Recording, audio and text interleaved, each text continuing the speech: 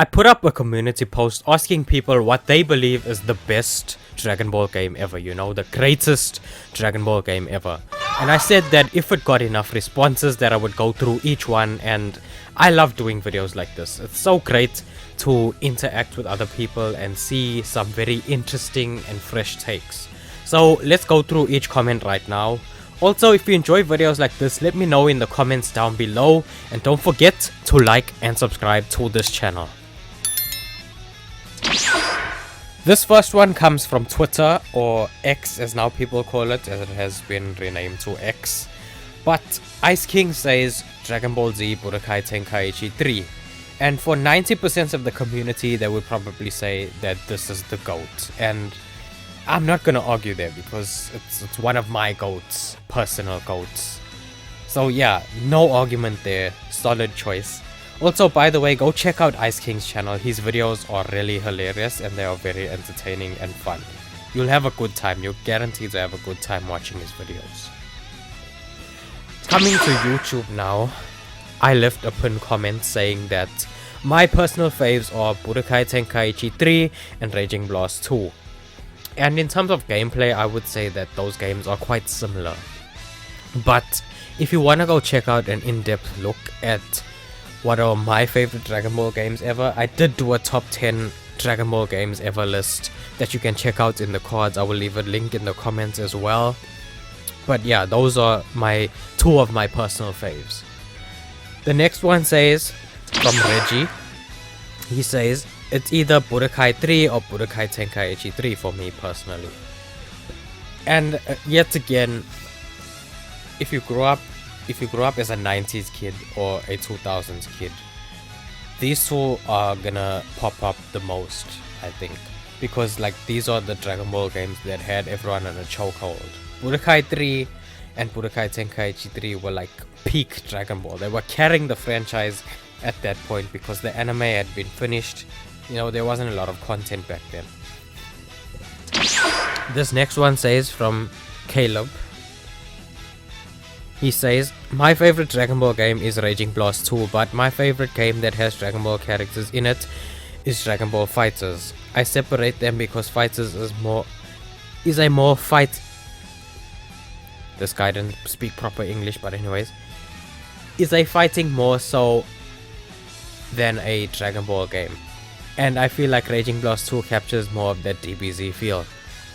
Yeah, I mean, I can see that. Fighterz to me doesn't feel and play like a Dragon Ball game. It feels like a fighting game with Dragon Ball characters and with elements from Dragon Ball in it, but it lacks something for me, so that's why I could never really fully get into it, I guess. But Raging Blast 2 on the other hand, I think to me that's the perfect combat experience. It's either people talk about Tenkaichi a lot. Raging Blast is basically Tenkaichi but more polished. So in terms of gameplay, I hold Raging Blast to a higher regard than the Tenkaichi games. But yeah, this is a very solid opinion and choice. Fighterz and Raging Blast 2, people love those games. Most of Fighterz, people don't really talk about Raging Blast, but I hope that people do start talking more about Raging Blast in the near future. And this next one says, from Brady Tyler, says, Budokai Tenkaichi 3 easy. And I'm not gonna go through what I said earlier, because a lot of people believe that Budokai Tenkaichi 3 is indeed the GOAT. So moving on. Customs has a top 5, so let's go through them one by one. Budokai 3, no argument there. If you're not a Budokai Tenkaichi 3 person, you're probably a Budokai 3 person. And a lot of people might be asking, what's the difference? There is a big difference. Revenge of King Piccolo, I haven't played this one, but it looks amazing from everything that I've seen. Tenkaichi 3, again, same argument there. Infinite World, now this one, yeah. A lot of people don't talk about Infinite World because a lot of people haven't played it, but to me, Infinite World is just a better version of Budokai 3. I think that it's the unofficial Budokai 4, and I don't think it got played that much because At that time, the PS3 and Xbox 360 were in full swing, and you know, you had burst limits on the PS3, I think. It just came out at a horrible time, so not many people actually played it. But because I couldn't afford a PS3 at the time, that's why I played it. Yeah, Infinite World. Backstory, Infinite World and Tenkaichi 3 were the first two Dragon Ball games that I ever played. So like those two will like always be held in high regard to me personally. And for the last one, he says Fighterz. And yeah, Fighterz, to me Fighterz was a breath of fresh air. I like when Dragon Ball games try something new and they don't keep going, you know, back to the formula, keep trying the same old stuff over and over again. I like diversity. So yeah, I can appreciate what Fighterz does. And even though it's not my cup of tea sometimes, I can play it and I can enjoy it with friends. Okay, Biggs Larry got 2 comments, so I'm just gonna list both of them together. He says Raging Blast 2 or Tenkaichi 3. Yeah. What else can I say about these games? Raging Blast 2 and Tenkaichi 3. Two of the best, you know. I'd sound like a parrot if I kept saying the same thing over and over about these games, but as you can see, as evident by these comments, these games are very loved and held in high regard. So yeah, they are two of the GOATs. And then Caleb comes back and says, to sum it up, Ultimate Tenkaichi is the best. Ultimate Tenkaichi, man.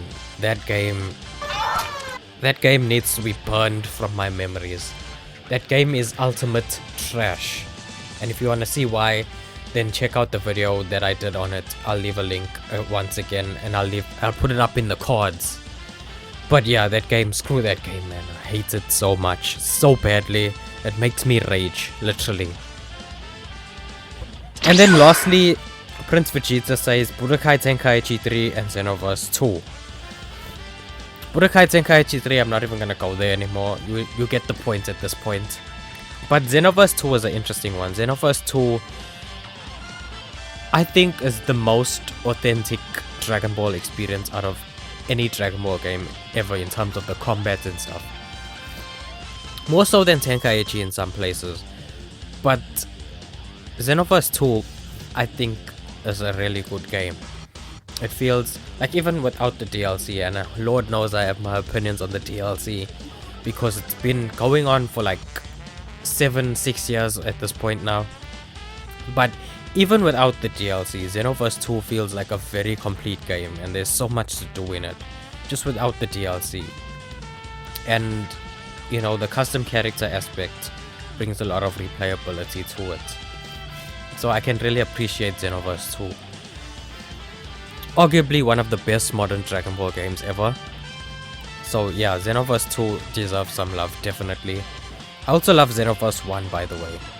Xenoverse 1 is unappreciated in my opinion, and 2 wouldn't exist without 1, so Xenoverse 1 walked so Xenoverse 2 could fly. And then I say thank you for sharing, and then he follows up with, and also DBZ Kakarot.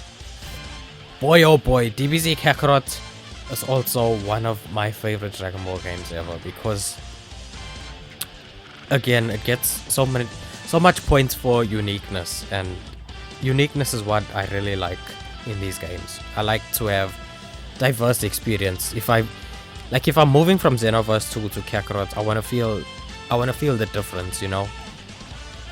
The thing I can appreciate now with modern Dragon Ball games, you look at, okay, let's look at 4 games.